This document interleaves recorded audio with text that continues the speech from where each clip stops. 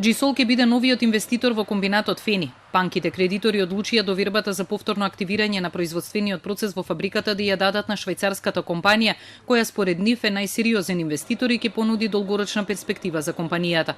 Освен Джисол, понуда за откуп на побарувањата до банките кредитори доставила и бугарската компанија Минстрој.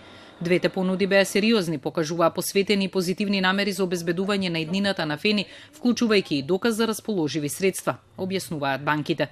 По оценувањето на понудите, одлуката на банките е да се избере понудата на Джисол како купувач на нашите побарувања.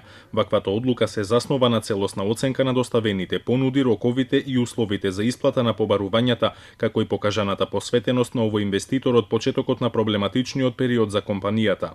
Вчера Стопанска банка објави дека склучила договор за продажба на побарувањата од Фени во стечај во износ од 14,9 милиони евра, а истото го сторила и Комерцијална банка, но во износ од 24,3 милиони евра. Според очекувањата на банките, договорот за откуп на нивните побарувања во целост треба да биде завршен до крајот на овој месец.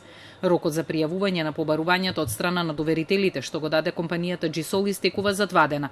Тие ги повикаа сите необезбедени доверители чии побарувања се прифатени во стечајната постапка до 16 март да ги достават барањата за да може да започне постапката за исплата на парите.